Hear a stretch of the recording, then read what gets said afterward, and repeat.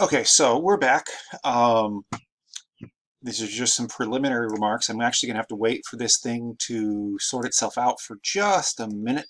As I said in the previous video, there's not a lot of sense in trying to just uh, charge forward, um, making server do anything up until the server dashboard is finished loading. As long as you can see the progress bar spinning back and forth, it is too soon to try to do anything. Though this is good. Um, I've got it's found my services. It will probably decide that some of these services are not quite ready for prime time yet. Though, notably, the VMM service seems to have noticed itself and not fallen off. Now, what we need to do now is what didn't work last time, which is to install the system setter. Um, the problem I had was that um, the um, the Windows 10 Assessment and Development Kit does no longer includes the PE, the pre-installation environment that VMM is going to need. So we have to jump through that hoop. Um, the funny thing here is that this thing tells you that it wants the Windows Server 2016 ADK and PE. If you go to Microsoft.com and you search for Windows Server 2016 ADK, it takes you to Windows 10 resources. So that may just be a bit of bad documentation on Microsoft's part. Now, if this does install correctly, then obviously their internal documentation is a little bit wrong. If it does not install, I'm going to have to search yet again more deeply on Microsoft.com. And of course, what I did was to move that over was I put it in a directory out here in the real world, and then with my network on, I've got network discovery turned on, and this thing is in an internal network. So it's in host-only mode. Actually, no, strike that. It's not in host-only mode. It can get out to the net for the purpose. It's an external network, but it can also tie into the local host. I've got another NIC that I haven't really messed with all that much, that it is on an internal switch. Sorry. So I'm going to pause right here because I need to wait for this thing to make up its mind about what it would like to do. So here we go. Okay, and as usual, we're going to choose the management server and the console. Actually, you know what? Apparently, you can choose just the console. But if you choose the management server, you will also get the console, and you can't not have the console. That actually makes a lot of sense. And you can view your installation requirements if you want to. Again, my name is going to be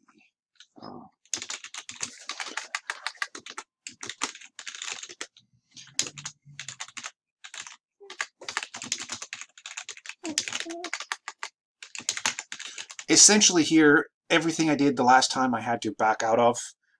It doesn't remember any of it. You don't need a product key. I'm going to accept the license. And next, I'm going to choose Microsoft Updates On. It's going to put me into the VMM. Good. And it's going to check my prereqs. Okay, good news is, so my port is, so server name, use the following credentials. Okay, confirm. Let's see. Okay. Okay. But it looks to me like the click-through has changed just a little. Okay, so I note that there are no ports here. We're not going to change anything about the database. So it says to notice ports, but if there are no ports to note, don't worry about that. Click that.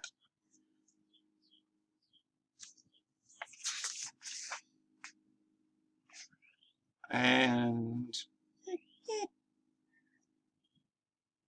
give it a minute. Let's get thinking.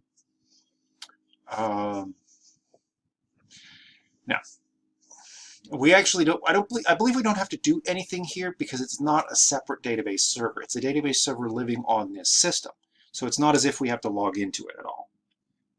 We're going to set up the service account we created in a previous video.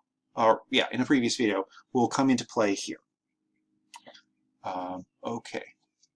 Server is running, try their operation again. Okay, interesting. Okay, hold on. So services. Okay, so I'm going to start the SQL Server service. That's probably what happened there, is that it didn't know what to do. I wonder why it's not starting. So, actually, let me go to services directly.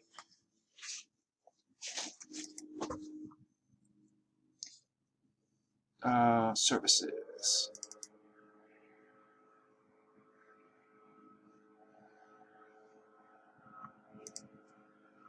Okay, it still stopped. Okay, it did not like that. So,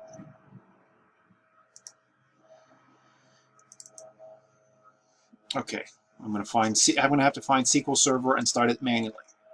I don't know why it didn't already do that.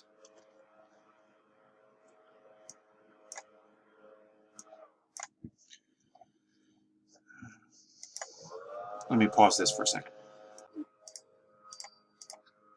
Okay, so let me go back. SQL Server is starting. All tasks, copies. Should be starting automatically. It might be not a bad idea. It might be necessary to turn this into an automatic delayed start. On the other hand, it no longer shows me an error about my services. So I'm going to try to click this again.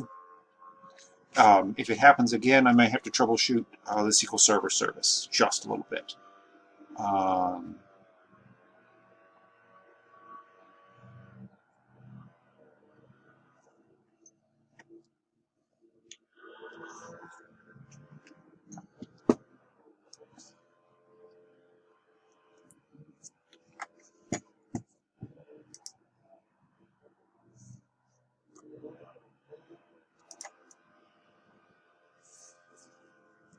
Okay, and it worked. Now, one thing to note about the PE. The PE became a separate entity starting in Windows 10 version 1809. The ISO I have here, let me find it again. Got it. Okay. Documents. Okay. I don't have it here. Let me show you that on my other screen. Yeah, and the Win 10 ISO I have available is 1809. So if you're dealing with 1809, 1903, 1909, there are actually a number of them.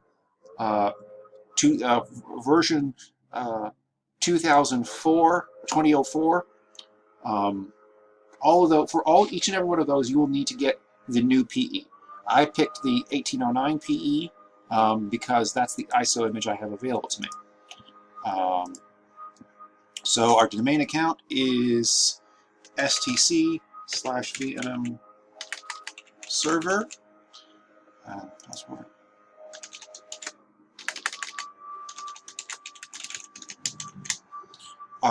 And we will see. Don't need to choose a distributed key management. Okay, could not be verified. VMM service. Okay. VMM service.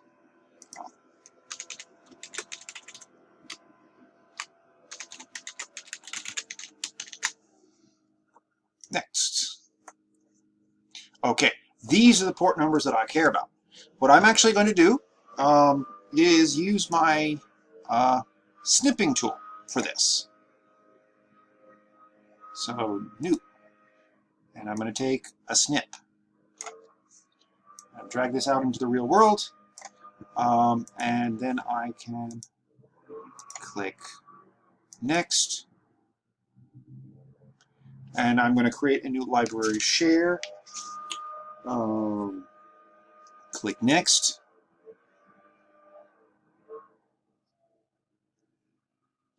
And so I've got all these ports open. It's going to use port 443. That tells me it's secure. And some ports in the 8100 range. That's good. I click Install.